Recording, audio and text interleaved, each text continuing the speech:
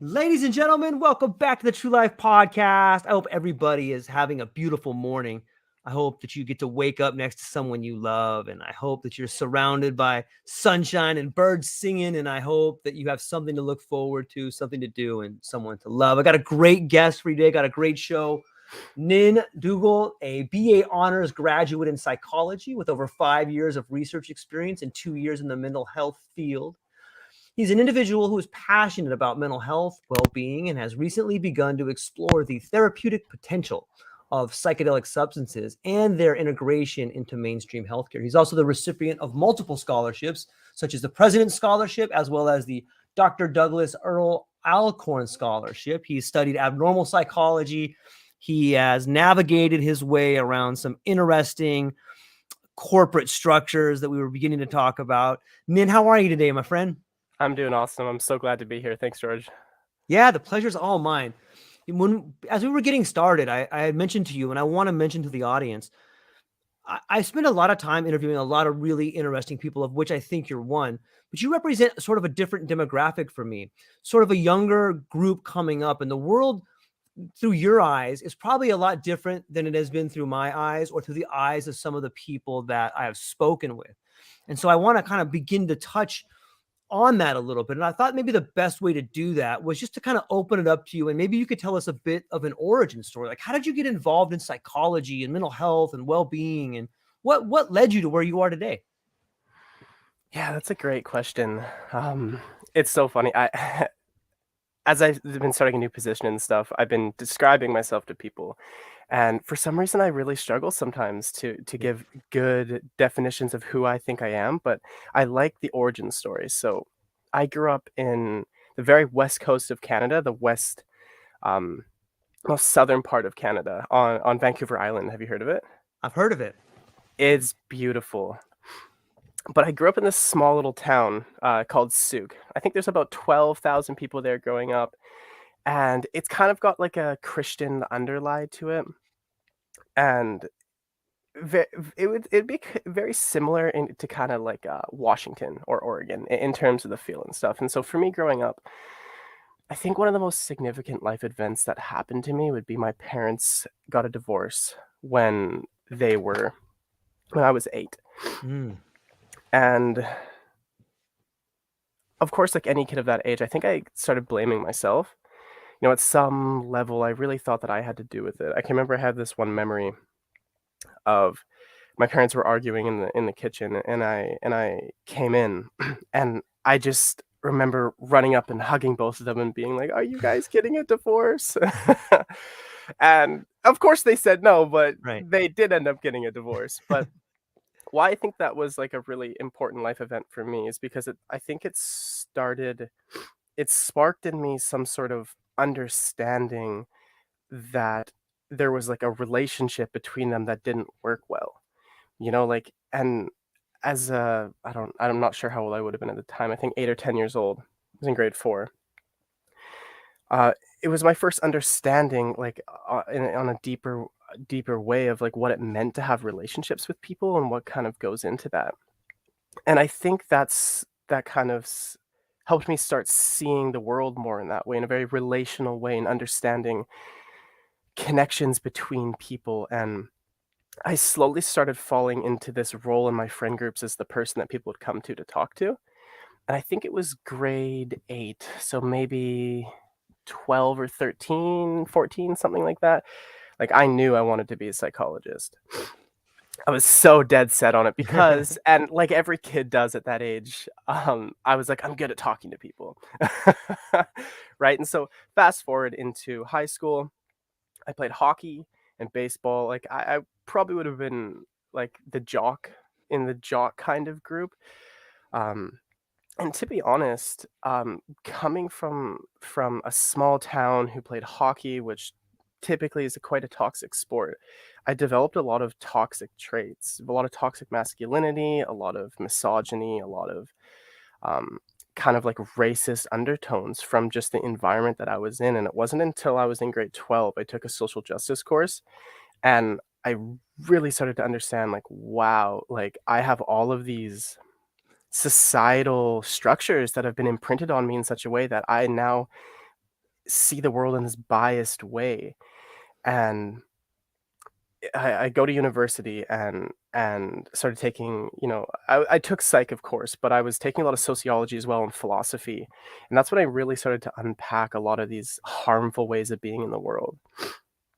And simultaneously, this is when I started using a lot of substance at this age. The typical Mm, first year university student, sure. drinking a lot, I started using MDMA, psilocybin, which is also kind of what started kickstarting me into more of the psychedelics realm. Sure. While all this is happening, I think my parents' divorce had a very strong imprint on me in terms of how I was able to have relationships in the world, particularly with women, or romantic partners, I should say. And what ended up happening is I fell into these patterns of unhealthy, toxic relationships where I would hyperfixate on the relationship. It was really unhealthy, on and off. So I think we've all kind of been through that to some degree, or most of us, I should say. And the reason why I'm saying all of this is because all these different factors, what kept happening is it all came back to me and how I was being in the world, how I was behaving.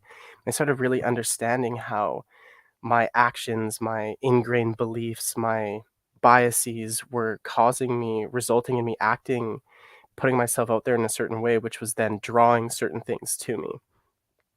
And then we get into second year, just kind of, I decided I needed to stop using substances. I really wanted to put my foot down. And that's when I got into research.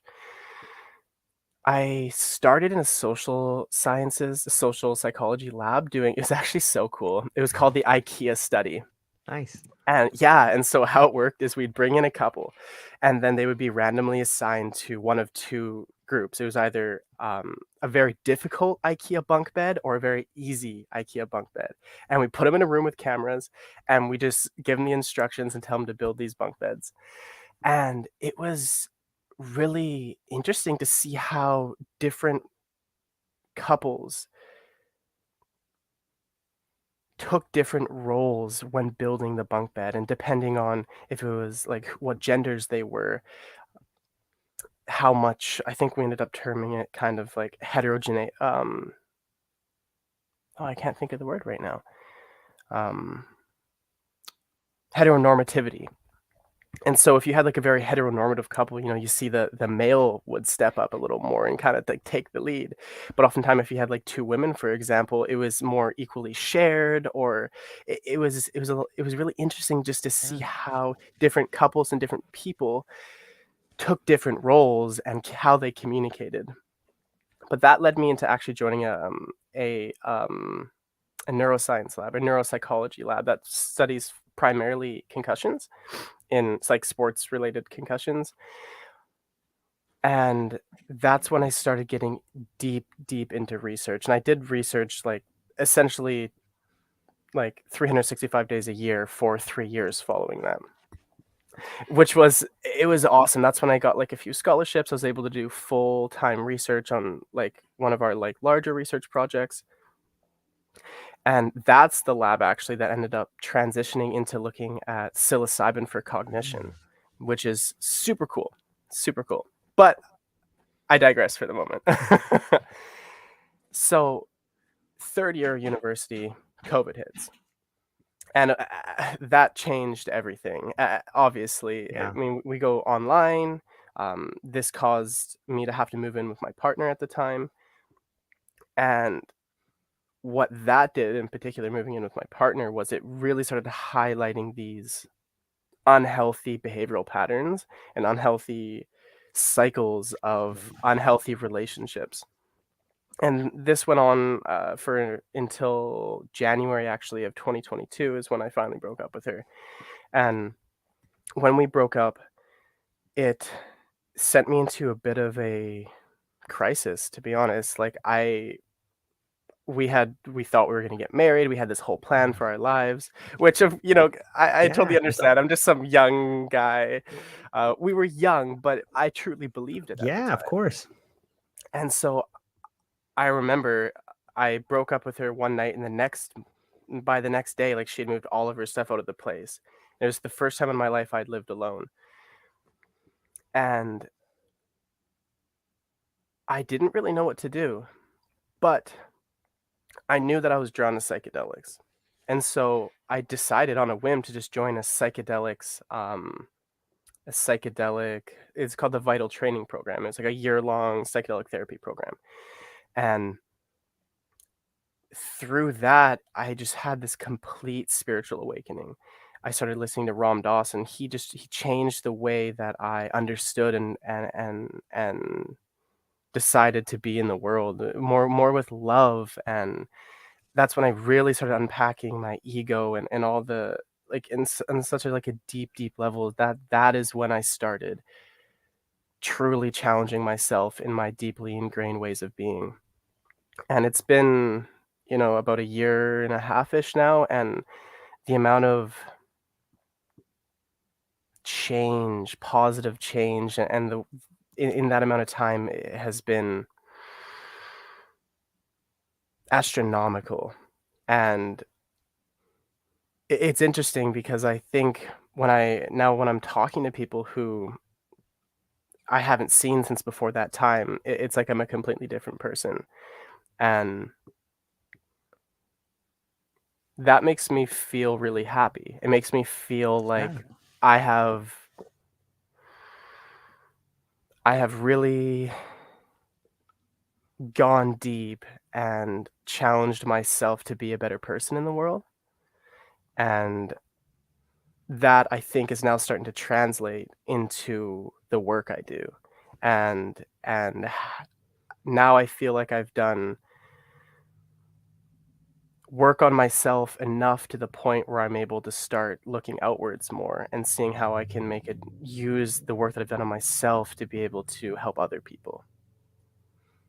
Yeah, that's an awesome story, man. I appreciate you sharing that. It's always fascinating to me to hear a story of transformation and the courage it takes. And it never surprises me that these journeys begin with a sort of tragedy of sorts, whether it's a loss of love, it's a breakup of some parents, but just in that story alone, I can see the patterns of failed relationships. And like, how could you have a working relationship if the model that you had was broken?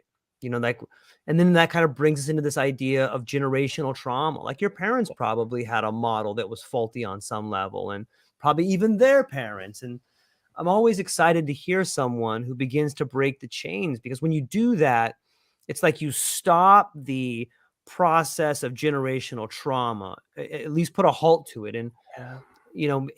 especially before you have kids or before you can really become the best version of yourself, you have to do what you did. You have to take a real honest look at yourself and be like, you know what?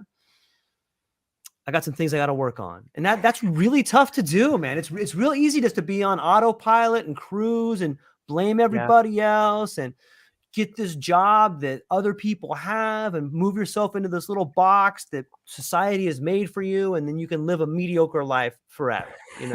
Totally. And you know what? Like, what was particularly hard for me, I think, too, was I'd always seen myself as a helper. I'd always seen myself as someone Mhm.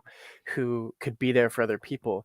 And part of looking at myself was understanding that, like, a lot of my patterns were hurtful, that I was hurting people, that I wasn't helping people, that I was hurting myself and the people I loved. And what that meant is it shattered my belief of who I was and who I thought I was and what I wanted to be. And I had to kind of go into that, you know? I had to reinvent how I saw myself in a and it had to be genuine, you know? I couldn't do it for show. Like, it was like, wow, no, like, I am being a shitty person. Final. Not like there's Yeah. no reasons, there's no excuses. Like, I had to, like, you know what I mean? Yeah, I Really, do. and be okay with putting that out there in a way and having some people believe that because that was the truth, you know? And that was, I think, one of the hardest parts for me, was really coming to terms with destroying my very egocentric kind of thought of what I was and who I was in the world. Yeah, it's a real problem. It's this idea that we're not enough. It's this idea that life has unfolded in a way and we just pretend it's on some level we blame ourselves, and in blaming ourselves we lash out at other people because one thing I've learned is that the way you treat yourself is the way you treat other people. And if you're happy all day long and you put out this exterior like you want to help, and you probably do, but inside you're resentful, like that resentment shows up sometimes and it hurts the people closest to you. Like Yeah. you hold on to these daggers, and it's when they're not looking, you stab, you just knife them, and Yeah. then From it's so behind. crazy. Yeah, I got you. Yeah. And you feel horrible about it. What the fuck am I doing? Like, why would I do Yeah. that? That's so mean. Or Yeah. or the worst is when you just look at someone and you can see in their eyes that you hurt them, and you're like, Yeah. oh man, that was a horrible, horrible thing, George. Why would you do that? And You know? I'm not sure about you, but one thing that added to the difficulty that I'm still so like working on every day is I'm so quick to want to fix things, Hmm. right? Like I see that I hurt someone and I'm like, oh, I want to fix it. I want to fix it. But like that's not it either. That makes it worse in a lot of ways because, at least in my experience, um, the people closest to me, they just want to be seen and heard and held. They don't want me to fix anything, And as soon as I try to fix, it makes it worse, and then I get mad when it doesn't work, and yeah, it's just, that's part of the cycle. It is. One thing that I've noticed about that is when you feel that, what you're really saying is I want to fix myself, because Exactly. they have showed you your fault, whether it was something they said, whether it was you are reminded of yourself in an action they did, and that thing of I want to fix that is your brain saying, "Hey, I recognize that problem in me. I want to fix me." And you think E by fixing them you will, but you won't. Yeah, and it's just kind of a narcissistic, Totally. selfish action. Yeah. Totally. But it can be used as a really good tool, because once you know that, you could be like, "Oh, I'm weak like them," you Yeah, know? yeah. And Yeah, but, okay, that I gotta work on me, like, I'm sorry, like, I'm just gonna, like, breathe, I'm gonna, like, center myself in yeah, this moment and just, like, be present. At least that's what I try to yeah. do. Yeah, no, Mhm. it's good. Or make a mental note of whatever it was that, like, triggered you, or whatever it was about that person. Just file that away. If you can, write it down, and then, when you go home by Yeah. yourself later, be like, "Okay, what was it? Okay, do I do this? Do I do it, a variation of this? Is this a symptom of something else? Because I recognize it in that person, and it hit me pretty hard, so it's something I should Yeah. work on," you Oh, know? that is so Yeah. well said. It reminds me, so in my program at one point, I can't remember the purpose or like why we were doing it, but the task was, okay, pick one person who in your life that really frustrates you. It could be a parent, it could be a friend, it could be a sibling, whoever it is. And then you pick one person that you really like, that you feel really like a lot of warmth and love towards. And then for each of them, pick 5 things that you like and don't like about them. And then look at those reasons and see if you do any of them. And in my experience, I found that I did almost all of those, and particularly with the person who frustrated me, all the things that frustrated me most about them were the things that I do, Yeah. right? It was the things that I'm not proud of, and so seeing it in someone else, especially someone close to me, I get frustrated, but it's exactly like what you said. It's because I'm frustrated at myself for being that way or doing that thing. Yeah, and what a great way to change that frustration into gratitude. You're like, "Oh, hey, thanks for showing me all that stuff, man." And it Yeah, it's so yeah, crazy, but it's true. It's like the people that frustrate you the most sometimes present you with the biggest things you need to work on. And if you can look at it from that angle, you can find gratitude there, and it kind of erases away that frustration, and it just, "Oh, yeah, I see the world speaking to me," and then all of a yeah, sudden, boom, just you yeah. start seeing it everywhere. And I the thing about that exercise too that I love is you're also supposed to say 5 things or 3 things that you really like about that person. And oftentimes it's things that you also do when you realize like, "Oh, wow, like, I might have actually learned that from that person," and it's exactly what you said. It's like kind of flipping it from that frustration to gratitude of like, "Okay, like, we're not perfect." There's good and bad things about everybody, and that's perfectly okay. Yeah, it's really well said. Those are huge lessons to learn. And do you think that maybe if we stay in that same lane, but we rewind it back to where we got on, do you think that maybe coming from a broken home forces you to see these things at an earlier age? Definitely. Definitely. And Yeah, I should preface by saying, like, my parents held an amazing friendship sure. afterwards. Like, to this day, they still talk and hang out sometimes. Like, um, I don't want to give a false sense of Right, like it being like they're fighting and yelling all the time. It wasn't pretty in the right. beginning, but I think you're absolutely right. I think it's exactly what you said. It forced me to start seeing these things, and I was also an only child, Mm, and so I felt like I I had a lot of time alone. I mm. had a lot of time by Yeah, myself. Like, my parents are both working professionals, and especially with 2 houses now, going between the houses and school and, like, walking home from school and stuff, like, I spent a lot of time alone, and I think that added to the the idea that I started recognizing that more, because I didn't have someone to distract me. I didn't really even have anyone to share the pain with, right. because I didn't have a sibling. I didn't really have anyone else in my life who understood the situation as well as, like, I did. Of course, at that age, like, you can't really confide in your parents, because, like, you feel like it's your fault, and B, you're also a little bit mad at them for just, like, Yeah. perceiving them from destroying the home. So I think that definitely caused me to exactly just really go deep into that at probably a younger age than I would have otherwise.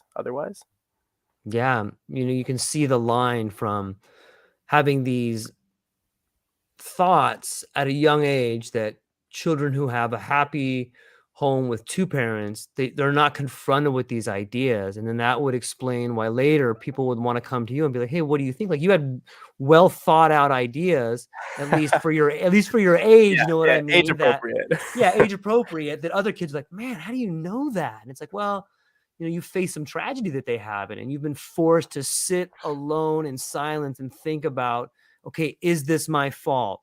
What's happening here? What is love? Why don't they love each other? Is it something I did? Is it my dad? What did my dad do? My Yeah. mom does this one thing that's kind of weird. I don't, like you start, Yeah. your mind starts racing, man.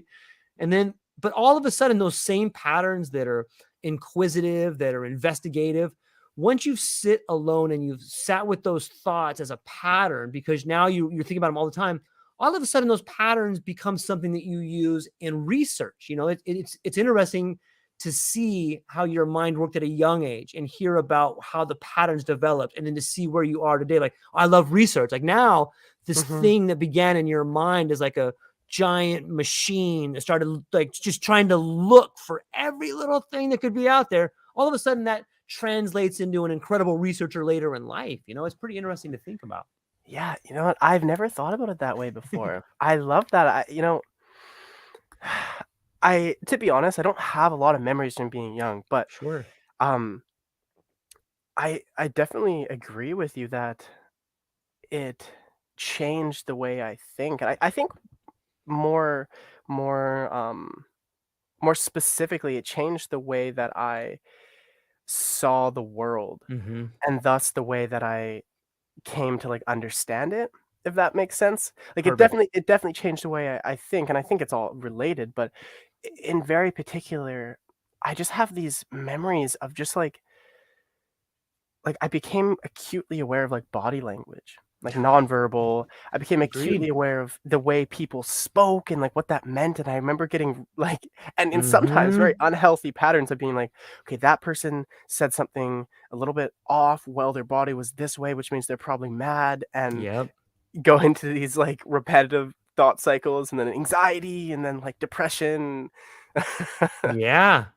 Yeah, you become a master of words. People like, oh, that guy said that word. But Yeah. it's not just the word he said, it's the tone that he used. Yeah. Like that guy's pissed. He Yeah. don't look like it on the outside, but that guy's ready to blow up on the inside. Exactly. Or that girl hates that guy and she's still with him. I can see it. You know what I mean? Yeah, I know exactly what you mean. Yeah, I know you do. I know you do. We're birds of a feather. Yeah. And it's that same once you learn that, it becomes like a superpower. And when you're a kid, you start wielding it in ways that become really hurtful, but it Yeah. gets you all kinds of attention. People are like, how the fuck did you fucking know that? You're like, I can see it, man. I see it. I know Yeah. what you're thinking. I know what you're thinking. You know, it's like it becomes a superpower. But It does. but no one teaches you how to use that. That's something you learn on yourself. And you can look at a lot of people who have navigated their way to the highest ranks of the corporate world, or a lot of people that find themselves in the positions of wealth, however you want to define it, whether it's through materialism or whether it's someone like Ram Dass, who is, wealthy beyond belief, but had given up his material positions. I think it's a skill, the same skill that you and I are talking about is a learned skill that so many people have that are influential, and using to learn that skill, using to learn that tool in a way that can help people versus hurt people, I think is essential. And those of us who have learned that skill or are trying to teach that skill to others, there's a giant, giant responsibility to teach that skill in a way that allows people to really harmonize with other people. Because if that skill is wielded in a way that is wrong, all of a sudden you got a psychopath on your hands, right? You have a corporate CEO that's like, these guys are all numbers, man. I need to make my profit. And you guys don't understand how important I'm trying to run a business here, man. Like you have that guy that shows up. Yeah. Or like the, so I'm bad with serial killers, but the Manson family. There you go, man. That's what happens. It's, and I think adding to that point, I think like for me too is, I always perceived myself, like I always cared about people. Mm-hmm. And so, although yes, sometimes it was definitely wielded in hurtful ways, Sure. albeit not purposely, but 100% hurtful. For me, because I cared about people, being able to almost like see the world in terms of like that hyper acuity in terms of language and body language, it made me so anxious. And that really made it difficult for me to be in the world in a lot of ways. And I think that's another thing that's not taught either is, I mean, this skill isn't taught, but this, the ability to wield it or to sit with the feelings that it can bring up is also not taught. And I think that I could imagine I was lucky enough to like learn some skills, and going into psychology naturally I was able to apply those to myself. But I think I feel that maybe for a lot of people out there who really, really struggle with anxiety, they haven't been taught the skills to be able to navigate that kind of very anxiety producing world because they care. The people who don't care, I feel like perhaps they don't get as much of that anxiety and the pain and the pain of human suffering oftentimes. But the people who really, really care are the ones who I feel maybe get more overwhelmed with that ability to see the social world in such a hyper acute way.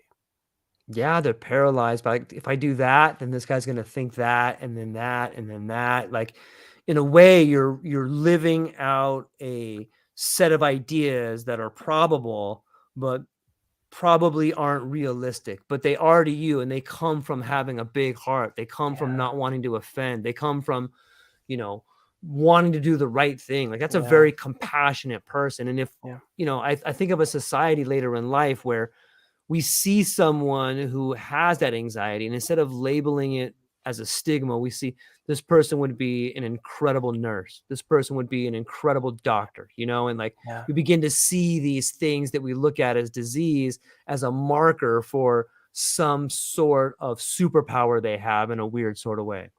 I love that. I love the things you're bringing forward. You're helping me see the world in a new way, and I love that so much. Thank you.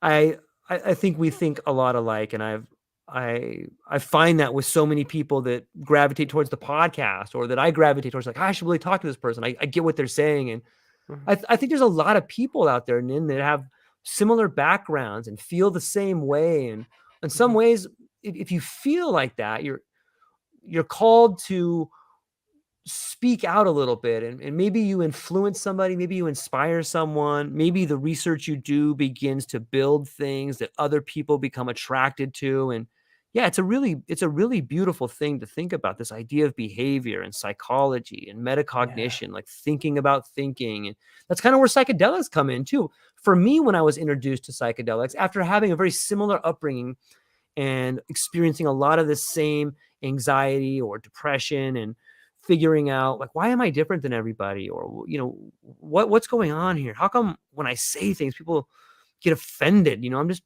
pointing out the obvious, but you learn what's not obvious, and people don't like that because you're saying things that are obvious they should have thought about, and they get pissed off they didn't think about them. And so, Yeah. but for psychedelics, for me, I remember the first time I was probably like 17, and my friend and I went to like this laser Pink Floyd show. And like, I remember taking like we split like an eighth of mushrooms or something. And, I remember just having this feeling of like, it makes like everything. I can't tell you exactly what I was thinking, but the feeling, the residue, the shadow of it was that everything makes sense. There is something connecting all this together. And for a split second, I have what the alcoholics call this moment of clarity. From that point, I was hooked. It was like, I can really think with this. I can really make sense of all these things that were just roadblocks in my life. All of a sudden, those cones were moved, the light was green, and I could just fly down that road. What was it like the first time you found yourself on a psychedelic experience? Yeah, thank you for sharing. Hey, thanks. I actually have a fairly similar story, but it's interesting for me. I started more as a psychonaut than I was using psychedelics for Nice. like mental health. I loved the idea of changing the way that I saw the world, but not Yeah. not it wasn't that deep at the time. But what happened to me, the moment I love telling the story, it's so funny. So one of my friends and I'm not sure how many mushrooms we took, to be honest. We were probably 17 at the time, and Right. it was late at night. So we decided, let's just go for a walk in our neighborhood. It's a pretty foresty neighborhood. There's lots of nature. And we love that kind of stuff. And we're Right. walking to this forest, and there was a house being built. And we decided, like, let's just go inside of it. Let's just walk around. And it was really dark. It was really dark. There's just the moonlight. And we were trying our best to see, because it had just rained, so like the moonlight was Sorry about that. no worries, no worries. The moonlight was shining off the water on the ground, and it made it seem transparent, so you couldn't see where you were walking. And my friend was walking in front of me, and he was looking so close at the ground, and suddenly he just stopped, and he just looked up. And then how he describes the experience was that his whole life he's been going like this, and when he just took a second to just look up, he all of a sudden could see everything. And it was such a small moment, but I think what it represented was the idea that we can get, and this goes back to like me and my harmful patterns of being in the world, is we get so stuck.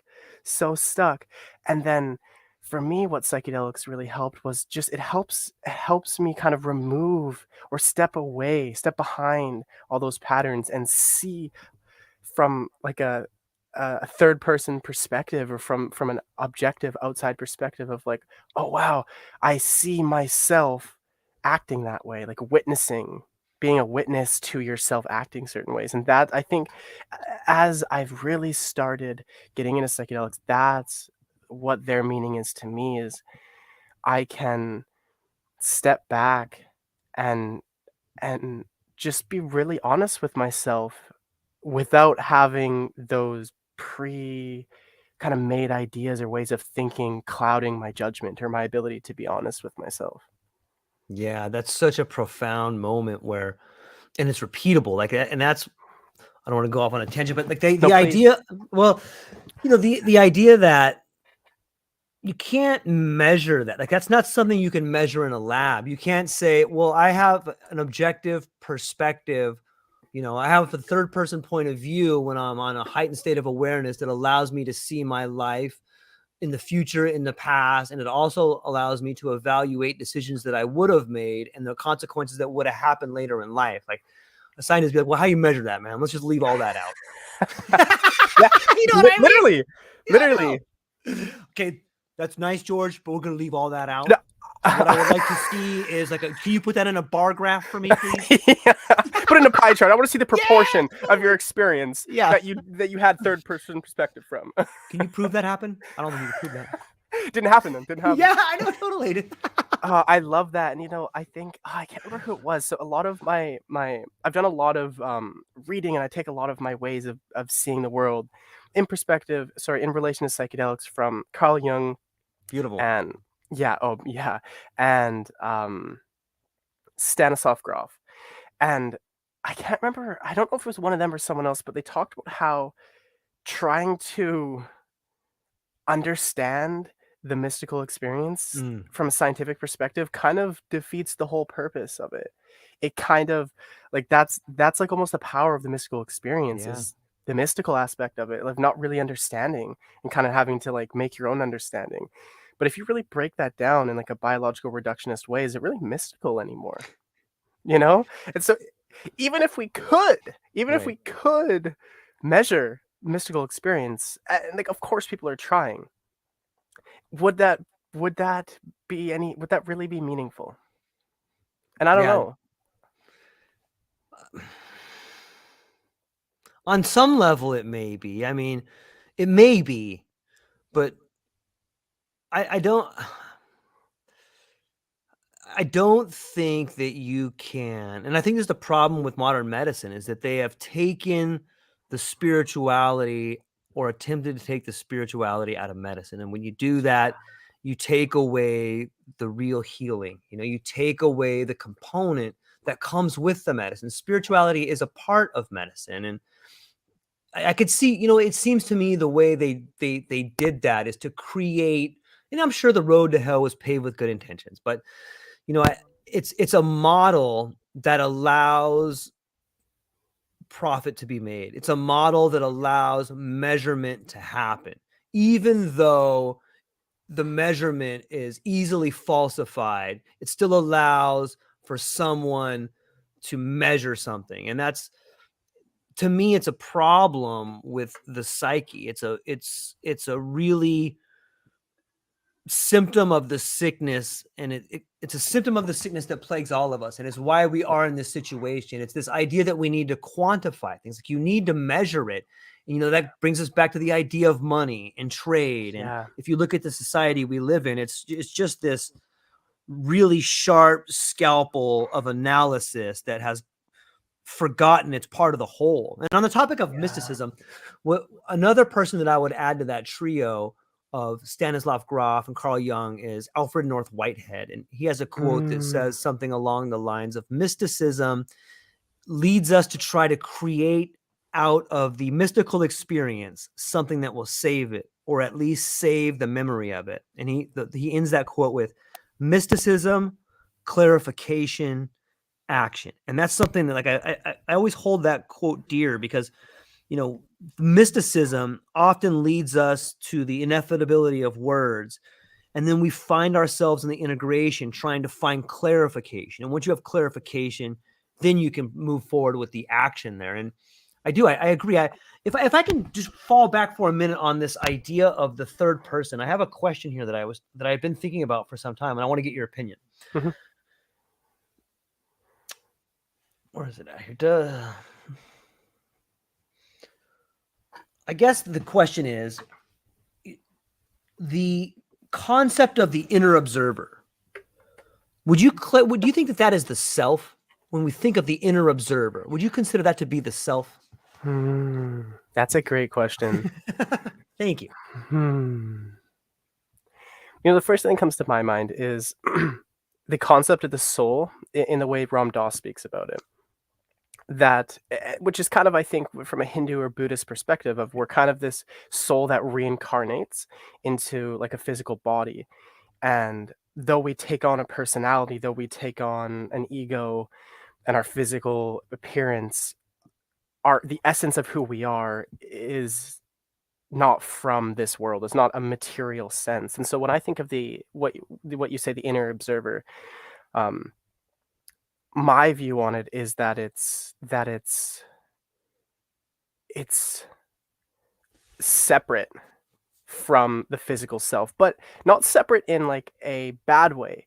Just that like I'm intricately connected with my personality compared to my soul, but at the same time, when this body passes on,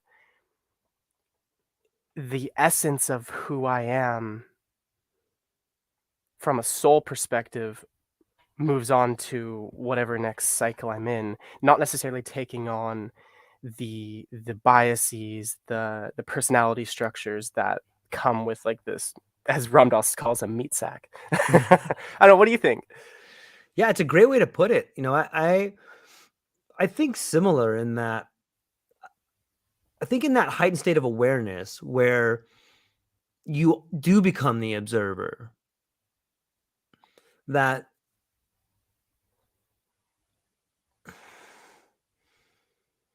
it's so difficult to put into words because you can Yeah. see yourself, you see, and the fact that you can see yourself, I think it's disingenuous to say that that person is the self because you can see yourself. I would say you are above yourself, or you Mm, are your eternal being, or you are yeah. the planet seeing yourself. Maybe you're seeing the image of yourself, but it's Yeah. difficult. It's so hard to put into words, but it's so fascinating, and it's an experience that there are no words for. There may be a symbol for it.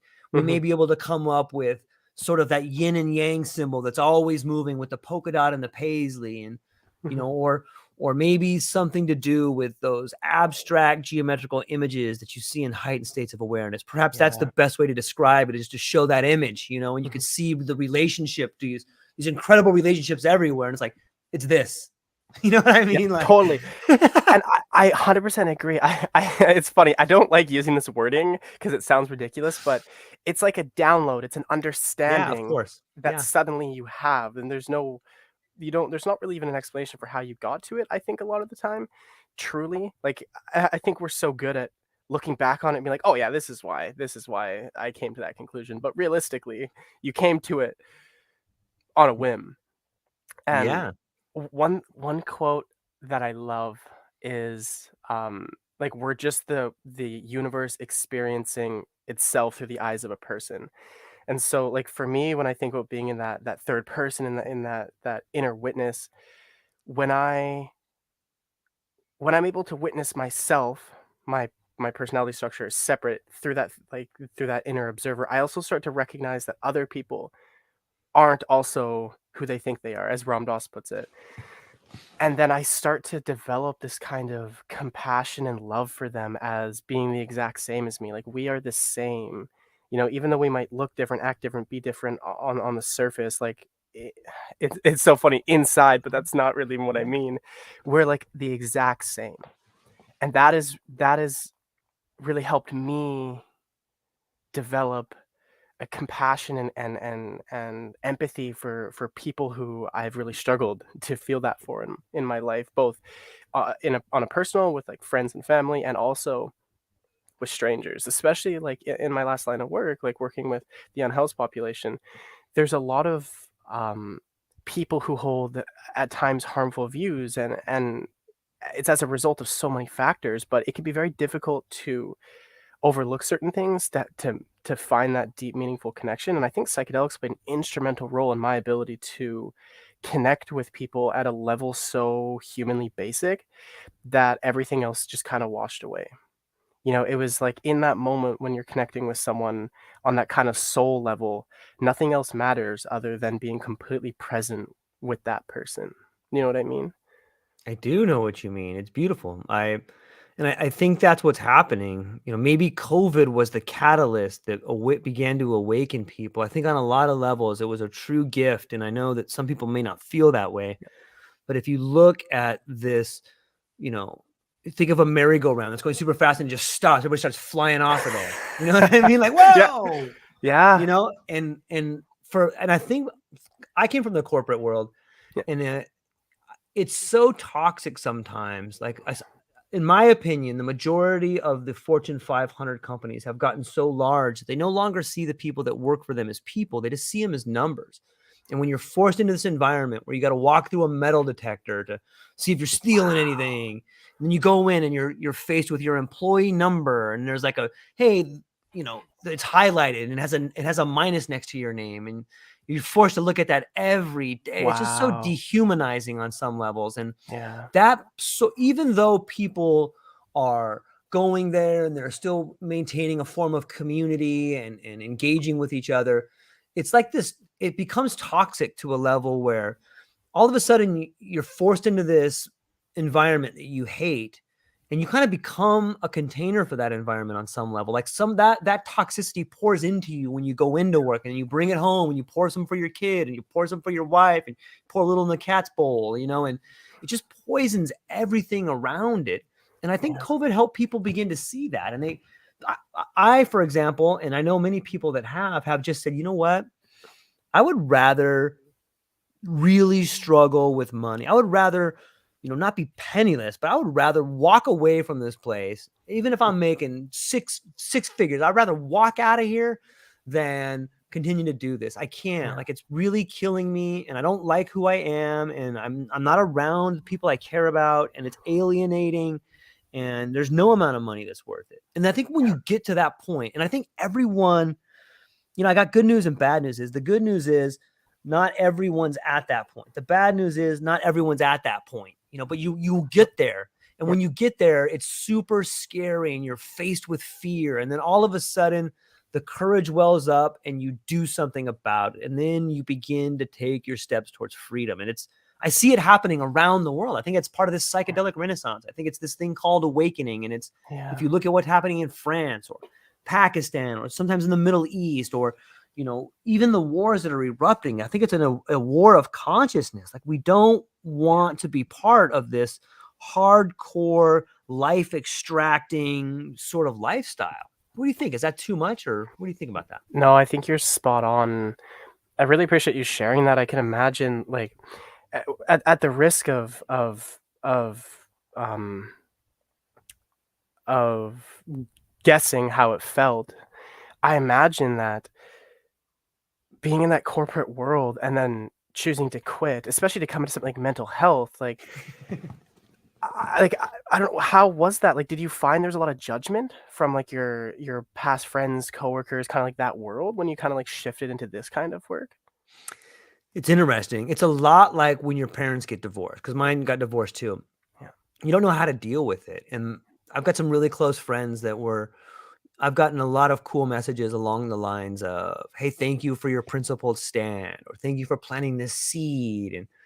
But a lot of people, they tend to not want to talk to you, not because they don't like you, or not because they're upset with you, but because they're afraid. Like, they can't imagine, or maybe they can imagine, and it bothers them. Like, oh my God, like, you have kids, you have bills, you have a mortgage. Like, what are you going to do? And you have this cloud of why me? What am I going to do hanging over you? And you think to yourself, and you're completely bombarded with this in the corporate world.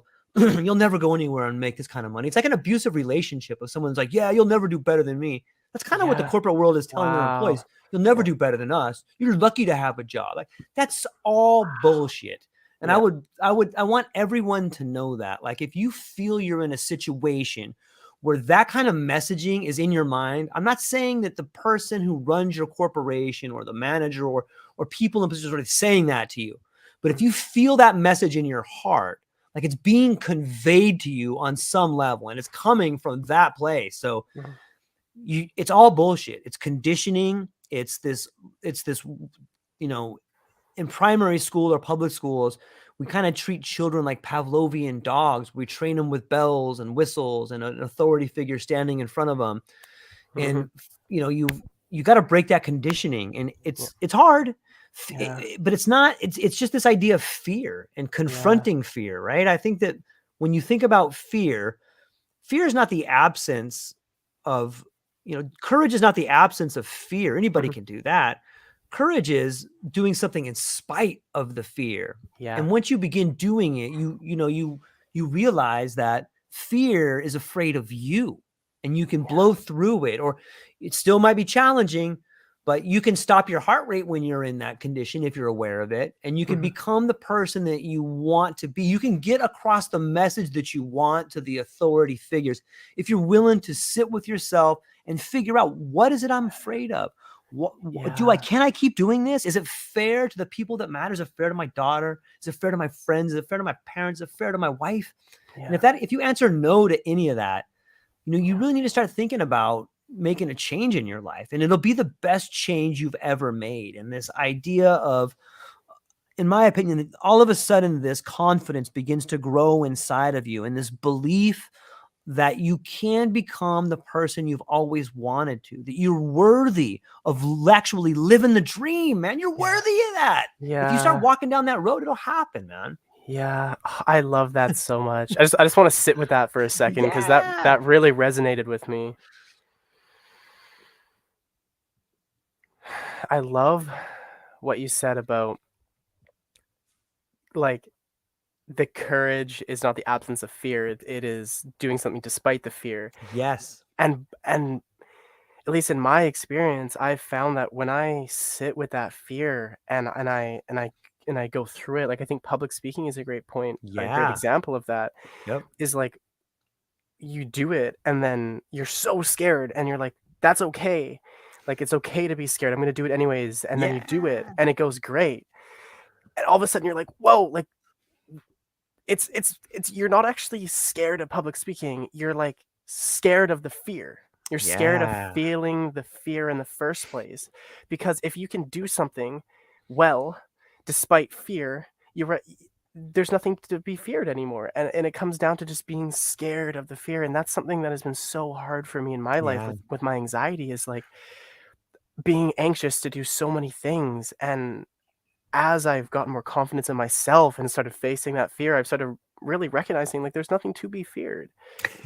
Even though I still fear all the time. I always have fear. But at the same time, I simultaneously am scared shitless and not afraid. You know what I mean? Yeah, I know exactly what you mean. And I think a lot of people do. One of the tools I use right there is like, okay, if I don't fight this fight, then my kid's gonna have to. If I get up and I go do this thing I hate every day, what am I teaching my kid, man? Like, what kind of a man did my wife marry if I'm not going to stand up to people? Like, she deserves better than that. And I'm not going to let my fear get in the way of that, because that will be something that drives me to drinking, and I'll be a worse person. You know what? That reminds me, I can remember as being so young, probably in middle school, and which is grade 6 to 8 here. And I remember just thinking, like, okay, what is my parents' life? They wake up at 9 a.m. and they go to jobs that they don't like that much. And then they come home and then they do whatever they need to do. And then they get ready to do the same thing tomorrow. And not that I'm judging anyone for wanting to do with their life, but for me, I started thinking, why would I want to get up and do something every day that I don't love doing? Yeah. And I think it's exactly what you said, in terms of, like, of the fear and the, like, of kind of like letting the people down in your life, of like, I'm not being, and it comes back to, like, not being my authentic self, and something Ram Dass says is, like, we, by doing the work on ourselves, we become a vessel for other people to find their own enlightenment. It's so beautiful. Right? But how can I be a vessel for someone else to find healing if I am not being my authentic self? Like, it has to be truly authentic. And in order to be authentic, you have to do what you love. You have to not be afraid, or you have to do things despite being afraid. And I think it's through those actions that we start to inspire other people and create that space where other people can start to look at themselves. And, I think related that as well, bringing it back to when we're talking about when you switch from, like, the corporate world to mental health and stuff, and you have those friends who are maybe a little more resistant to it. I've had this conversation with my roommate before, actually, and how when people can recognize things in themselves that they don't like, and they see that you're actively doing something to work on that, that's a scary thing, because it means if they spend Mhm. time with you, they're naturally going to have to start looking at that in themselves. And I think, at least in my experience, I feel that when I've started doing this work and being more authentic, and people don't like that or don't like me, I I try to, the way I see it is, it's like, okay, so they are noticing something in themselves that they're not ready to work on, and seeing me doing it is perhaps prematurely forcing them into doing it, you know? And I think on a practical level, perhaps that's one of the reasons why when people start to go through these transformations into mental health, or it just becoming their authentic self, their friend groups change and the people in their life change drastically, because all of a sudden, one part of it is people are like, whoa, I don't want to do any of that weird stuff. I don't want to talk about my Yeah. feelings. And then there's other people who are like, whoa, I like what you're doing. Like, I want to be like that, you know? And then you start, the way that you spend your time with people changes, at least in my experience. Yeah. I prefer to think of premature force as a seed of inspiration. You know, Mm, like because I know it. Like I have been on both sides of exactly what you're saying about. And even though I ignored the people that were doing the things I liked or even yeah, insulted them, some part of me wanted to be it. And some part of that light was transferred to me, no matter regardless of what I say. And yeah, if you know it, and it's becoming honest with that, that allows you to understand what you're doing to other people when you come through the other side. Like, I get it. Like, that person's ignoring me, but I reached them on some level. I reached them, and I'm hopeful that that little spark, you just blow that little spark into them on yeah. some level. All of a sudden they may have a random thought on an idle Tuesday at 4 p.m. and be like, damn it, I don't like this, and that thing grows. You know what I mean? And I've had, yeah, please. sorry. I've had some really amazing people where I work reach out to me. Some of my best friends in the world, my friend Matt, and Eby, and Griggs, and even some of the leadership there have just, hey, thank you, George. I thank you. And it's opened up so much for me, and to hear that word, hey, you know what? It's inspirational, George. And for some of those people to see the pain that I had to go through to get there, it means the world to me to hear people you love go, I got some thinking to do, George. And you know what? I love you, man. Thank you for that. Thank you. You've really made me see things that's possible. And like that's worth more than any amount of money. That's worth more than 2 commas or 3 commas or 4 commas, to know that you've done something for someone by leading by example. And I think that's the true wealth in life. And if you can do that, if you could stack a few of those on top of each other, the world just starts changing the pattern for you. And like, you can see, when you start changing other people's patterns, man, I get goosebumps. Like, that's why I do Yeah, it, man. Like, I look what I had, did this one thing, man. What? And people, it's not like you're telling people to do stuff. It's like people are going, hey, I could do that. And you're like, yeah, you totally can. Oh, maybe you could try these 4 things. Here's what I did. And you're just beginning to share. And all of a yeah. sudden, this sharing economy erupts around you. And it provides like a cornucopia of beautiful fruit for everyone to sink their teeth into, right? Yeah, I love that so much. That's so inspiring. And I have a question for you. So, Yeah. in those moments where someone is resistant to you because of them seeing something in you that they want but aren't ready for at that moment, perhaps, oftentimes I've found in my experience that's met with some sort of negativity. And how do you keep yourself inspired and positive and sure of yourself through those moments?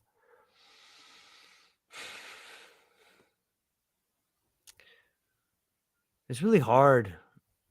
It's hard, especially when you care about people and they say things to you that they know are going to hurt you, or but what I have found is that even if it's you or I, the language we use is a reflection of who we are. So when people say things to you, what they're really saying is what they feel about themselves. And so in some ways, like, it still makes it hard, because instead of that person saying negative things to you, you're watching someone you love say negative things about themselves. And that, to me, is like, that's heart wrenching. It's like, oh my God, this person's in pain, man. And like, and then at that point in time, as soon as you realize that, like this hurtful statement that comes your way is an admission of pain, like, I don't know what to say to that, man. Like, it's just like, I just want to hug them, Yeah. or at that point in time, I usually, and it's hard because some of the things they say can be so offensive, and it's meant to hurt you. And, but I try to just maybe sit with silence at that point in time, or be like, Yeah. oh man, I'm sorry you feel that way. I really am. And, I think you're an awesome person, and I guess maybe we just disagree here. But if you can keep it there, and you can see it that way, I think that the corrosion of that language will fall off like rust on you. It still sits on you for a while, but if you Yeah. can just begin to see that language as someone who's hurting, and I guess maybe the silver lining there is that you're inspiring them on some level. The fact that you force them to bring up that pain, the fact that they felt comfortable to bring up that pain towards you in a way as a compliment. You know what I mean? Like, they said it to you. They've probably been holding that stuff in for a long time, man. You know what I mean? And you got it out of them. You got it out of them, man. So pat yourself on the back there. And correct me if I'm wrong, but anytime you've ever said something to someone in a negative way, didn't you feel bad about it later? Like, God damn it, I was kind of a dick there. Yeah. Yeah. Every time. Yeah, I know. And so will they. Will they. And when they're ready, they'll apologize and stuff like that. So just know that that's just a different version of you. Like you said, it's a mirror. It's a younger version of you. It may be an older version of you. I don't know, but it's just a version of you. And if you can recognize that in the other person, it kind of takes the sting out of it, I guess. That's how I would look at it. I love that so much. It actually it reminds me of this example. So one time, at my last position, I was we did room inspections just to help people stay on top of rooms that didn't get to really, really bad levels. And I remember I came to someone's room, just asked them if they want to do a room inspection, and he just blew up at me immediately, yelling at me like, "You fucking asshole! I fucking hate you! Get the fuck out of here!" Just like everything. Right. And it's someone I had a good relationship with too. And I was just like, "Okay, now's not a good time. No worries. How about tomorrow?" And he's like, "Yeah, whatever." Just kind of like yelled. And then I remember, he had me walking around the building later, and I just happened to walk past him, and I just did my thing. Like, I didn't really, I didn't bring it up again. I didn't ignore him, but at the same time, I didn't overly put any attention on him. And the next day, he actually came up to me and was like, "Hey man, I'm really sorry. I was just having a really bad time. Like, you're an amazing person. Like, you didn't deserve that." And I think I had that realization of exactly what you said, of being like, "Whoa, like, this person was just projecting onto me." And I didn't respond to it. I didn't take it personally. I just said, "This person needs space, and that's fine." And I waited. And then that's exactly what happened. He came and he was like, "Man, I'm sorry." And he felt bad about it. And like, that really strengthened the relationship between us. Right? When I feel like, at least in that context, when someone can like express like unfiltered anger, and you can just kind of like not absorb it, but contain it. Yeah. And then they recognize that and then acknowledge it. To me, that is connecting on such a deep human level, where everything else fades away, of just like, "Man, you were there for me." And those kinds of moments and relationships made me so much more effective at my job, because when it came down to it, when shit was hitting the wall, having that relationship was the difference between being able to contain someone, calm them down, or help them in ways that other people couldn't, because they hadn't taken the time to build that relationship in a way where that person like genuinely trusted you and trusted your opinion, and knew that you actually care about them, because you had shown that already. Yeah, it speaks volumes of someone's attitude towards you. But more than that, it speaks volumes of their thought process. The way people use language with other people is a direct reflection of their inner dialogue. So if someone's exploding like that, they talk to themselves like that all the time. And, imagine if you just fictionally think of someone yelling at you like that all the time, like you would want to leave that relationship. You wouldn't want any part of it. So imagine a person that talks to themselves like that all the time. Like that's like, it's in a weird way, it's like this self-hatred. And like that's why they're sick, is they have this pattern of language where they have this song on repeat that's constantly angry, and it erodes everything inside of them. And so if everything inside of you is eroded, how can you not erode the relationships outside of you? And it speaks, and on another level too, and in a weird way, it's sort of an example of Schadenfreude, in that, you know, when someone's like that, there's a weird sort of feeling that you get going. You can almost take a weird solace in this idea that no one can ever be harder on someone than themselves. And so the fact that that person came and apologized to you meant that person probably went through a prolonged period of like having to think about how much of an asshole he was to you. And like, the fuck do I'd probably do that all the time. God damn it, I did it again. And I should apologize to that guy. But then he found the courage to come and do it. Like that's a whole other thing. A lot of people will have that internal dialogue and they'll be like, I should apologize. But instead of apologizing, they'll come up and give you a Snickers bar, or they'll pat you on the back, or you know, they'll try and buy you something, which is their form of apologizing without apologizing. And it doesn't go all the way. But yeah, I love the idea that, first off, I'm glad that happened to you, not because it made you feel bad, but because you've had that experience. And now you can begin to understand the inner workings of other people's minds. And I think that's essential if you're going to be in mental health care, is that you have to understand why. You got to, you know, and that probably comes back to you being a kid and asking why your parents, why were they divorced? Why me? You know, that question of why me is something that stays with you. And it works well when you're trying to help other people erupt out of this pattern that they're already in. But yeah, it's a fascinating concept, man. I'm stoked to talk about it. It's fun to me. I know, because I've been there, and I'm sure you've been there too. Totally. Yeah. No, that is something that I specifically, in terms of thinking about like the context of like people exploding on you and how you take that in, like that is such a core part of working in like the social services industry, because it happens every day, and it leads to burnout so quickly because you take it personally. And I took it so personally in the beginning. And at times, you know, as I was being burnt out and compassion fatigue, I would start taking it personally again, even though I'd done all this work to not take it personally. And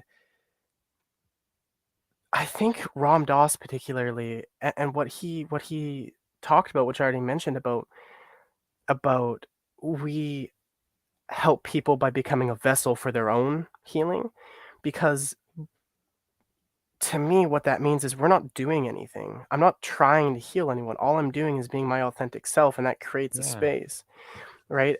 But when I had the mindset of like, I want to help somebody, that's where issues came into play. That's where compassion fatigue comes from. That's where burnout comes from, because it doesn't work that way. People heal when they're ready.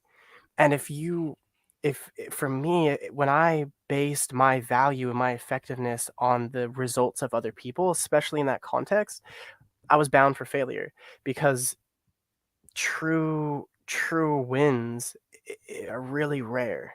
They're unfortunately really rare in that field. And so I feel like that's one of the reasons why compassion fatigue is so is so prevalent in that field.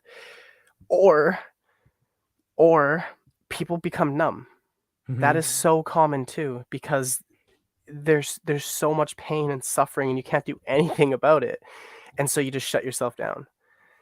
And I mean, that's a whole nother topic, but that's also unfortunately really prevalent in the healers that I have seen in the social services field. Yeah, and I think that's a process that happens throughout humanity, is that we shut ourselves off to the pain out of necessity. Like, you know, okay, I can't feel this and continue to go on. So if I want to go on, then I have to stop making a big deal out of this big deal. And yeah, I love it. You know, and I've had multiple discussions with people that you know have much more authority than me, and we sit down and we talk about things, and I try to explain to them, like, look, in my opinion, what you do sometimes, you do all the time. And if you treat all of these people here in this way, you're going to treat your family that way. You're real. Like I remember having a conversation with this guy who was really good with his language, Mhm. but he used it as a tool to sort of be really dishonest. And, you know, I noticed that. I'm like, oh yeah, I used to do that too. But look, yeah, congratulations on tricking all these people to think something. Congratulations. That's super Yeah. awesome. You know Yeah. what? You're so good at it. You don't even realize you do it. You do it to your wife. You do it to your kid. It's probably why you're having problems at home, man, is because you implement the exact same system here that you do at home. And you can't help it. Like if you do something for 10,000 hours, you become an expert at it. Yep. And if your job is being a professional, you know, bullshitter or a liar, or if your job is to seek production at any cost, well, then you begin seeing this world. You train yourself to see the world in a certain way, and that's how you see the world. But by being numb, you also take away all the pleasure that can come from that sensation of seeing things. And it's an epidemic that we're in, and Yeah. I think that it's coming to a different way. I think psychedelics is something that helps people see that. You know, you had mentioned earlier in the podcast that a relationship between psychedelics and cognition. Man, what's going on there? Great question. So the research in our lab is looking at, and when I say maybe let me define Yeah, of cognition really course. quickly. Please. So in the context of how our lab studies it is what's called executive functioning. So are you Okay. Maybe flesh yeah, that out for everybody. yeah, awesome. Okay, so the idea of executive functioning, broadly speaking, is our ability to make decisions, to plan, to switch between tasks, to otherwise known as like metacognition. And we can really get into the semantics, but think of it as higher level thinking, the really complex cognition that we have, and the idea behind it kind of aligns with the idea of how psychedelics improve plasticity, right? Mm-hmm. Neuroplasticity, which give us this little ability to change the way we are in the world. And but what does that mean? We talk about it so much for mental health, right? It changes the way that I relate to other people. It changes the way that the behaviors I take. But we don't talk about, like, can psychedelics improve your decision making?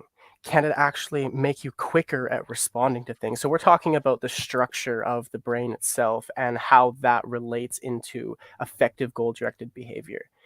And what we're starting to see actually is that obviously acutely when you take a psychedelic, no, no, your working memory, your ability to think, essentially hold things in your mind, it plummets, which makes sense. Your ability to decision make, it's not any better, to be honest, in the context of how it's measured, I should say. Mm-hmm. But longer term, we see actually some improvements in cognition.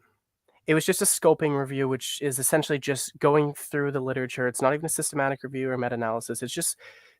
It's qualitatively essentially looking at some of the data and seeing if there was results one way or another. And we do start to see actually some benefits to cognition from psilocybin specifically in the long term, which is amazing. And maybe some of the practical applications of that is, so you have a traumatic brain injury. Mm-hmm. Maybe you're riding a bike, you fall off, hit your head, and like your memory goes away a little bit. You can't think as clearly. Your ability to hold things in your mind isn't as good. You just aren't making as good decisions. Well, maybe psilocybin or other psychedelics can actually be used to help regenerate your ability to function, help your most basic cognitive functions work at a higher level again. That's the idea behind it specifically, and I think that in particular, when it comes to traumatic brain injury, it's concussions. It's such a Mm-hmm. ubiquitous thing. Like, as more and more research comes out about concussions, they're so easy to get, and especially in sports, like concussions are everywhere all the time, realistically. And some of the research is showing is as little as one concussion can cause permanent damage to your brain structures and thus your ability to effectively produce goal-directed behavior. And so that is the hope for psychedelics in one way in neuropsychology and neurology, is to be able to use them for their physiological effects in the brain in order to boost our most basic cognitive functioning. Yeah, it's brilliant. I recently what when you talk about the scoping and the study that you're doing and the research on that study, is that based on like neurofeedback, or is there neuroimaging there, or Mhm. what does that study look like? I should preface by saying it's not my research project. It's two other people's in the labs. Yeah. Bailey, I don't know their last names. It's Bailey and Justin in my lab at the Cortex lab. They're amazing researchers. They just started this new research. It's like the largest study in the world trying to get like attitudes and psychedelic behaviors. Um, but it's likely what it is that they're measuring, if I understand your question correctly. So correct me if I'm wrong, but it's doing basic cognitive tasks.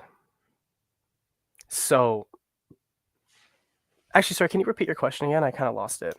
Yeah, I was just wondering, when looking at the study, were they basing their information off of Mm, like neurofeedback or neuroimaging? But it sounds to me like they were yeah, basing it off actual, um, cognitive abilities and tasks. yeah, that's my understanding of it. Yeah. And more, and our lab is like Yeah, it's better. neurocognitive psych. Really, like we do a lot of cognitive testing, just doing like computer tasks, and so Hmm. um, I imagine that's the kind of studies that they're looking at. I actually don't know for sure.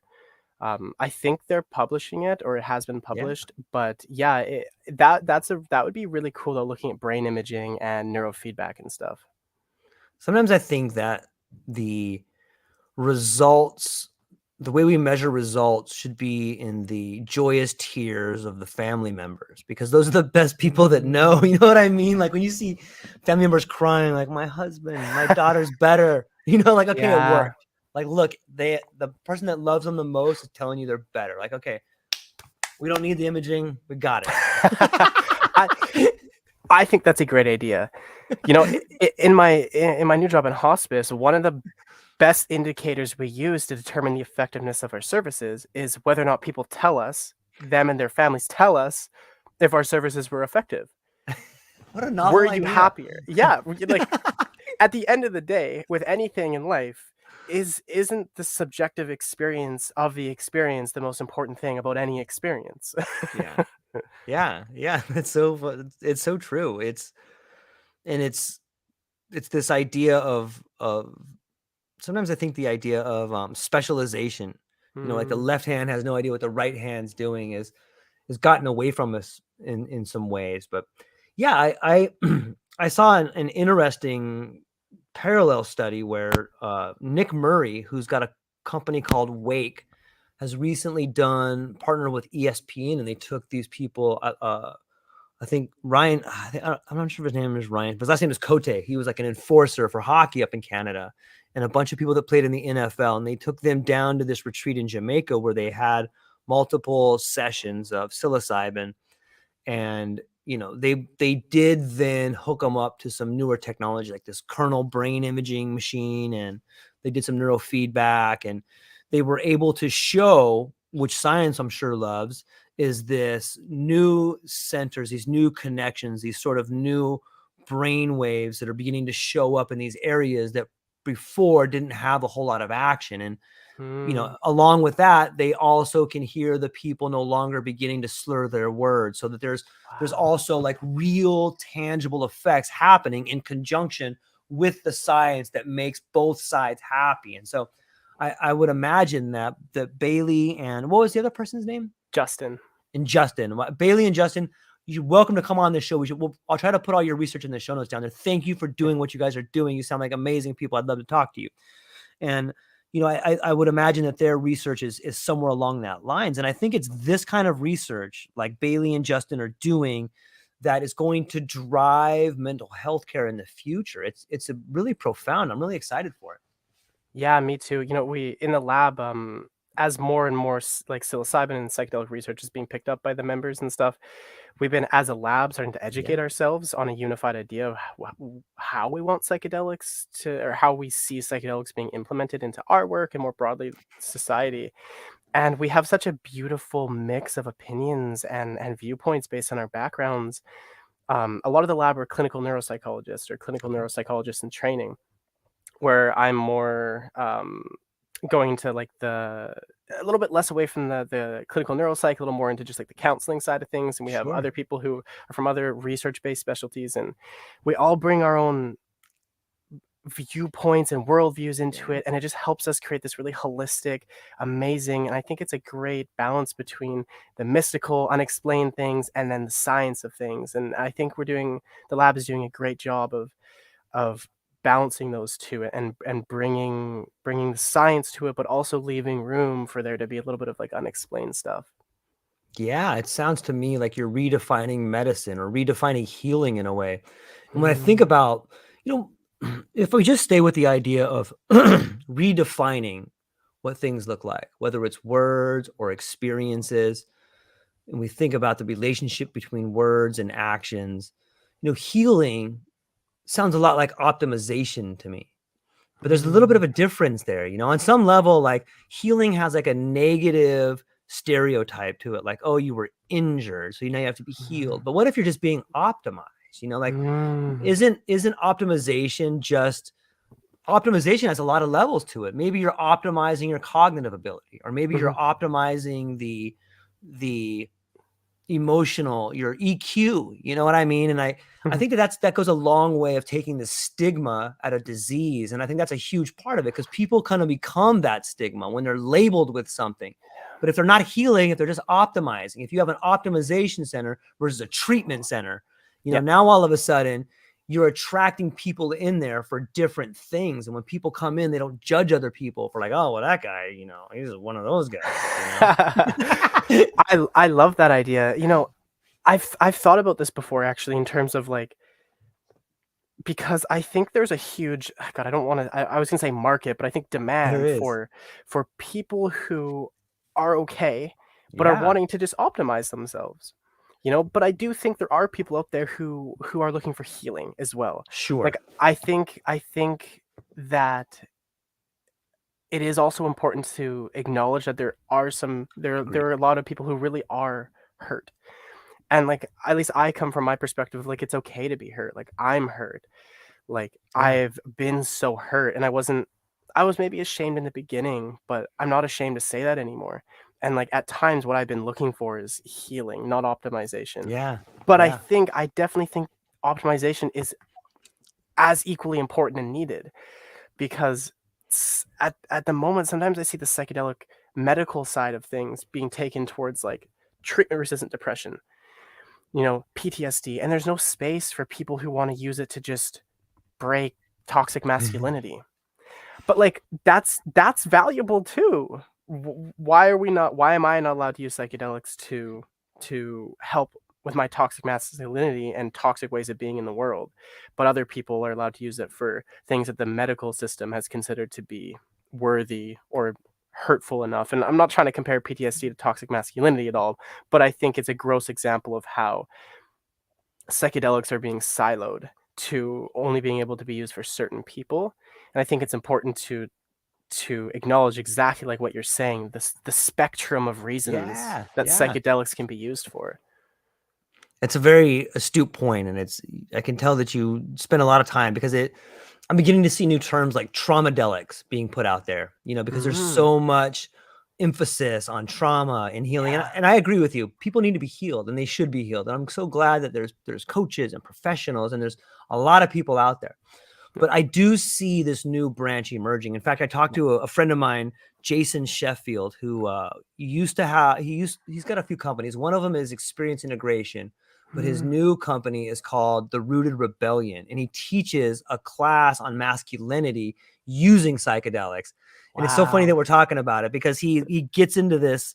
He comes from a really hardcore Christian background when he was much younger, and he found in that background that he was presented with this masculinity that wasn't something that he was comfortable with. And so now he takes people that have had different sort of things happen to them, or that maybe need some help in their way, and he steers clear of people that need trauma or people that need real healing. He obviously pushes those to people that have that modality or have that Yeah. background, or a psychologist or a doctor, or he pushes the people that need that in that direction. But there's a lot of people that come to him that need some direction. and that maybe they've been a man their whole life, but they haven't really felt as if they're their authentic self. And he's got this whole course that he's developed, like, and just talking to the guy, I'm like, man, I should be spending more time with this guy. You know what I mean? He's a little more manly than me, you know? Yeah, I love that. And what I love about that point is it starts to break down these ideas like, what is a man? Yeah, Like, totally. what is it, a behavior? Is it a feeling? Is it both? Is it neither? I know in my life, that's something that is really, as I started to break down my toxic masculinity, I started within myself being like, but this is what I've associated with being a man my whole life. So, like, what does Yeah. it mean to be a man? And like, what does it mean to even have a gender? What does it mean to be a woman? What does it? And when I think about the concept of the soul, like we talked about earlier, the soul is genderless. It's just an essence of consciousness. And so, if I'm identified with my soul, I don't feel identified with a gender. And how does that translate into the way that I communicate and talk with people on a day-to-day basis who are identified with their body and thus their gender? And sometimes I feel like there's not a disconnect, but um I feel a overemphasis on gender when I'm identified with my soul, because it's like a concept that I don't feel. But then when I become more identified with like my egoic self, I'm like, oh well, now I can feel myself identifying with like physical features, my meat sack. Yeah, You know what I mean? I do. Mm, Yeah, I think that that's a big problem. I think that you know, we're subject to the judgment of others, whether we like it or not. yeah. And in order to achieve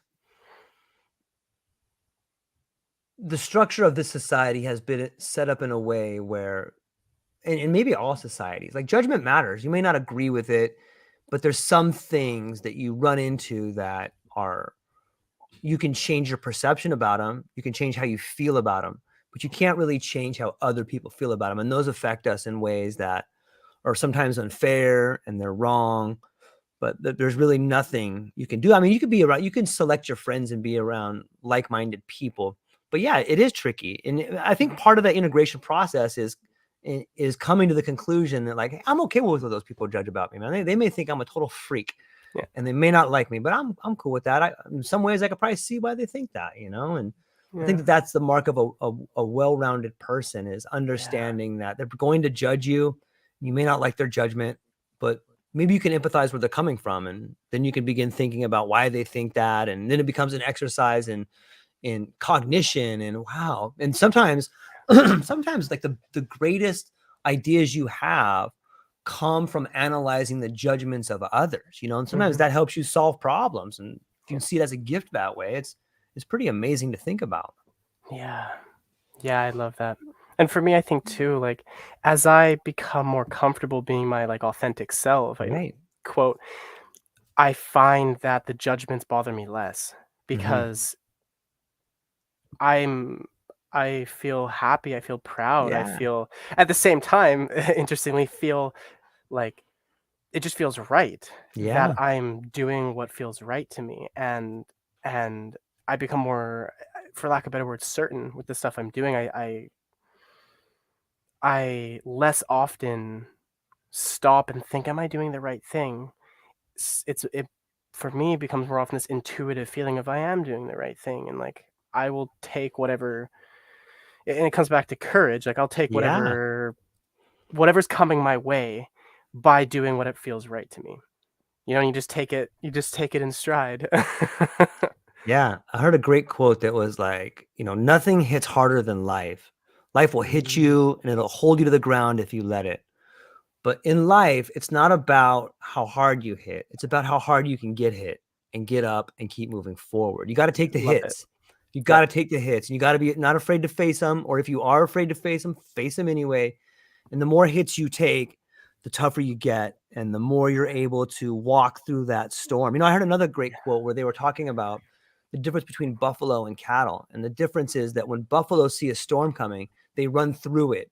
Where cattle, you know, like when the Yeah. storm's coming, you run through it. Where Yeah. cattle would, like, they'll either sit and hunker down or they'll run away from it. And you're, Yeah. you know, if you're constantly running from that storm, you're going to die of exhaustion. You're going to die of something because you're not running through it. Like that's a sign to run through it, and Yeah. it's interesting to think about. If I shift gears and I think about this new position you've taken, congratulations, by the way, on the Thank new you. I job. appreciate it.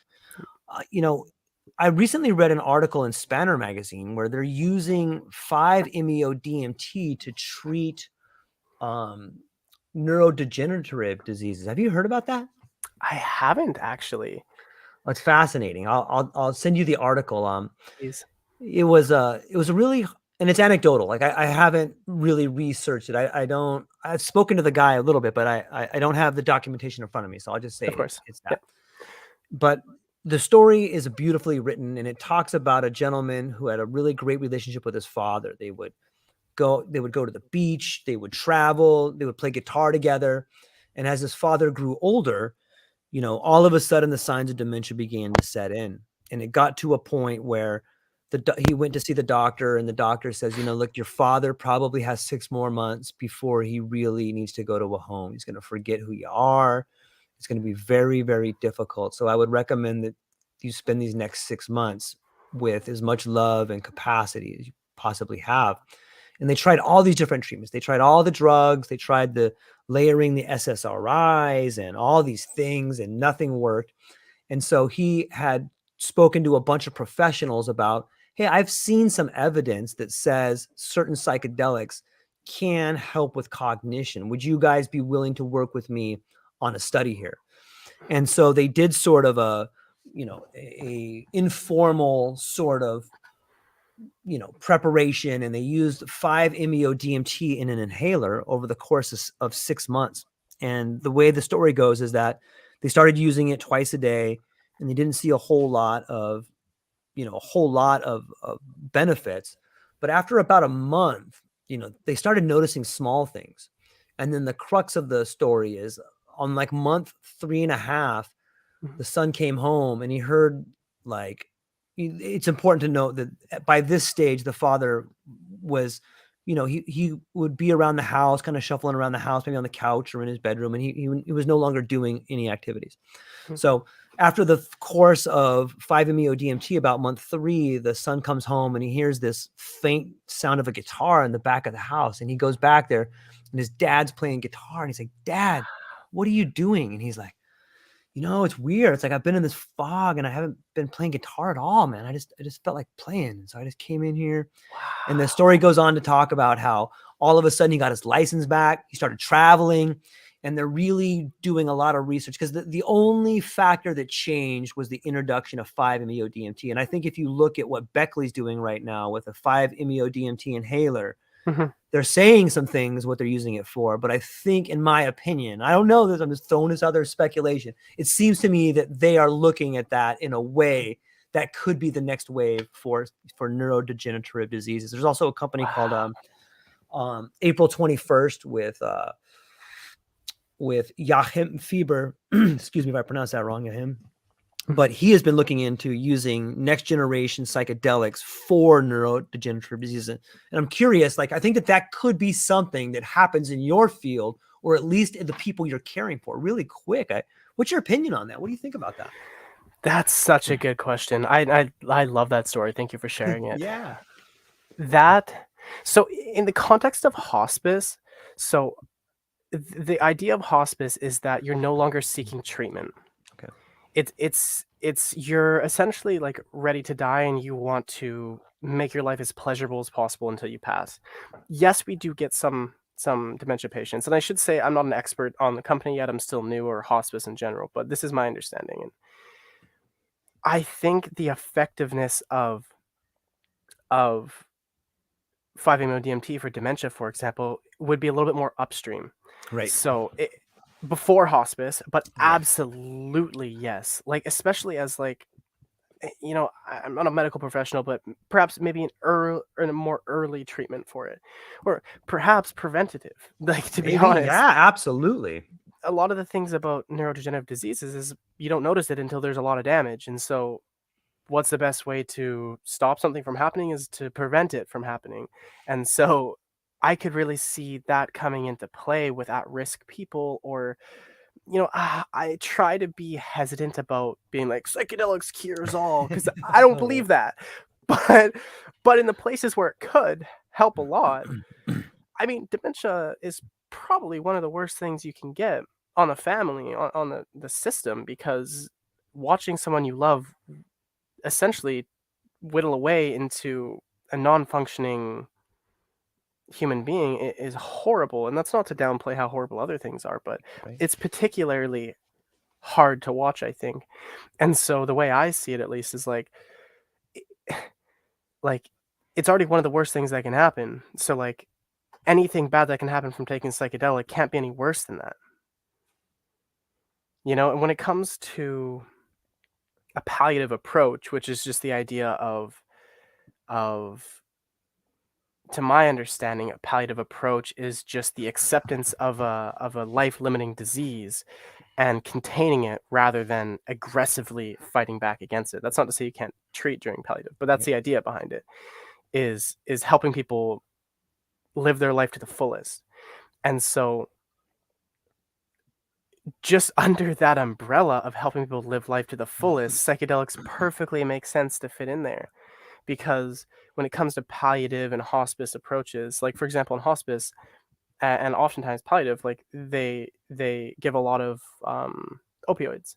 But that's Hmm. because addiction issue is not a worry, because people are already dying and are wanting comfort care. And so if one of the biggest barriers against psychedelic use right now is the lack of research and understanding of the potential downsides of it. Well, if the general approach in palliative and hospice is already, it doesn't really matter about the negative side effects because we care about comfort, Yeah. then why are we not starting to use psychedelics more in that field? I mean, that's more rhetorical, Sure. obviously, but the general idea behind it is like maybe that's something exactly what you're talking about. We should be exploring a little bit more.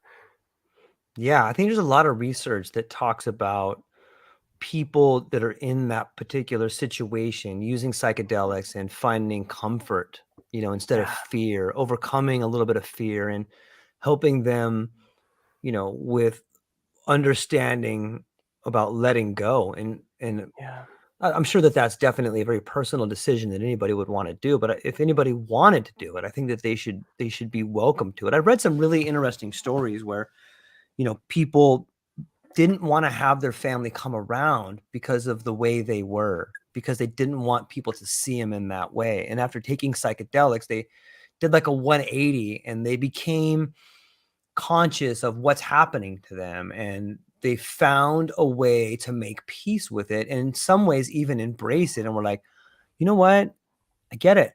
I want to see my family now, and there's some things I want to say, and yeah, like it really yeah, helped them see that this thing that was happening to them, maybe it's not the entire tragedy that they think it is. Maybe it's something else. And maybe in this particular state, they have an opportunity instead of they're losing everything. Maybe this is an opportunity that they can really use to finish things off.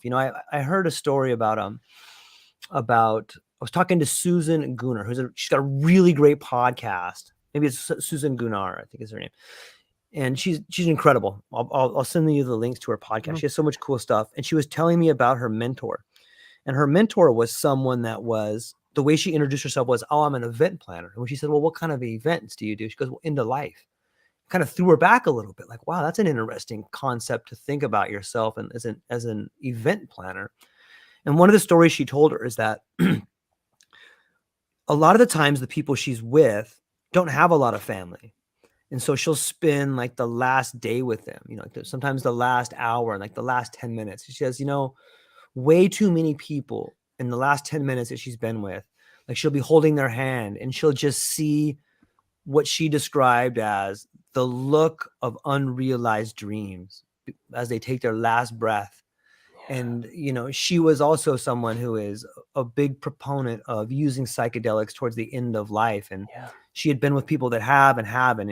And in her story, she had said that the people that did use them, a lot less of them had the unrealized dreams of a lifetime in their last moments of life. And I think if you could provide that for somebody, that might be the greatest gift that you could give to them is to make peace with this unrealistic expectation of unrealized dreams. It's pretty powerful to think about.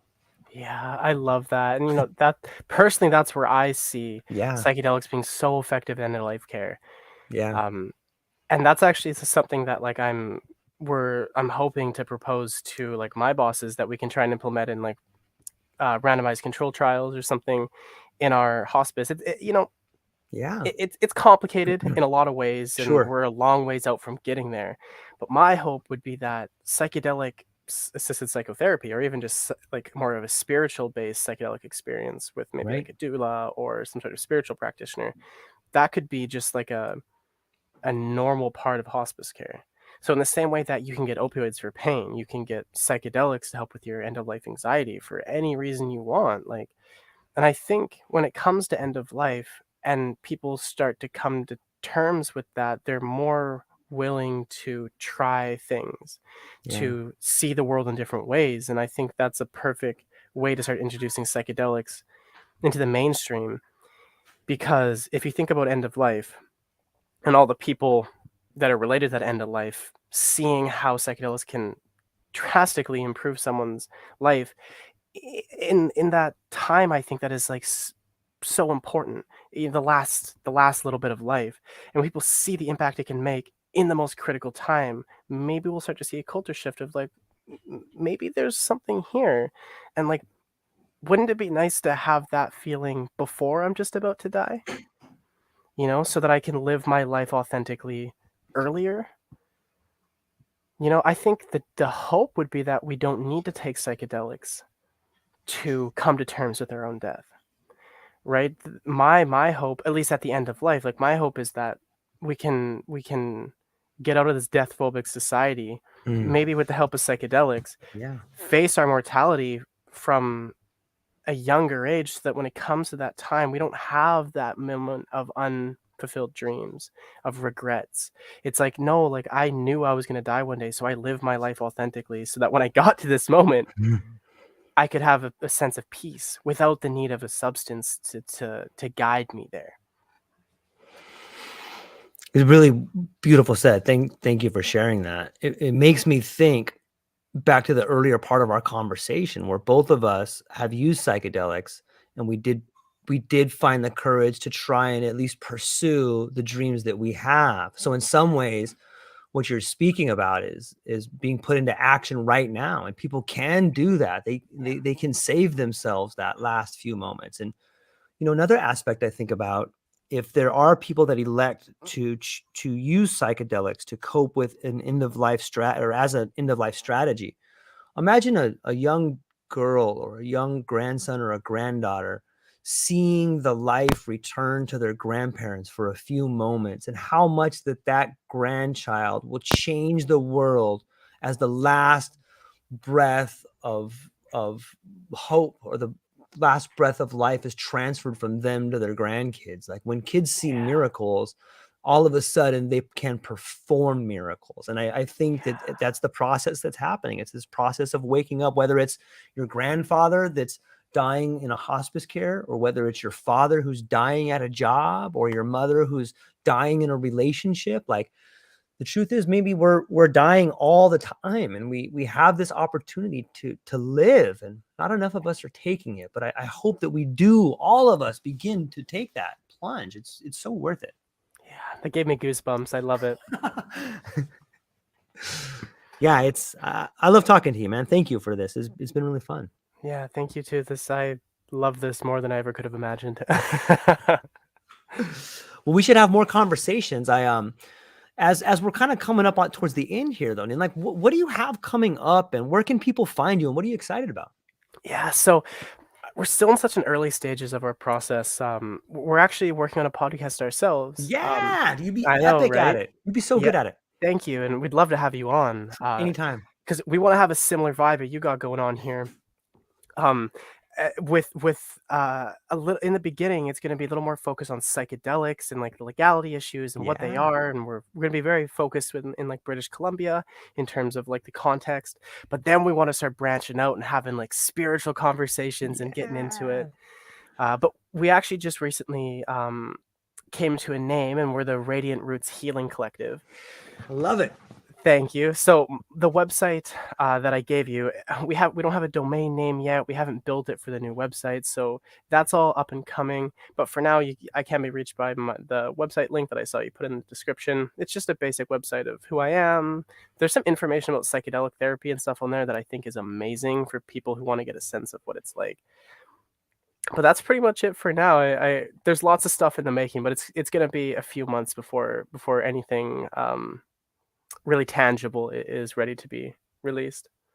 I mean, I'm so excited. You have such an incredible outlook on life and such a warm energy that comes from you. And I can only imagine the people you're surrounded by share that, and can't wait to, hopefully I'll get to be on the podcast. I can't wait to meet the team on the podcast. And if I can in any way, shape or form help in any way, please don't hesitate to ask, man. I would love to be part of what you guys are building, man. Thank you so much. I appreciate that so much. I'll definitely be reaching out. Of course. Well, hang on for 1 second. But ladies and gentlemen, I want to say thank you to everybody for listening to this. It's been an amazing conversation. Go down to the show notes, check out what Nin's got going on. Reach out to me at the same places as always. Ladies and gentlemen, I hope you're having a beautiful day, and that's all we got. Have a great weekend. Aloha.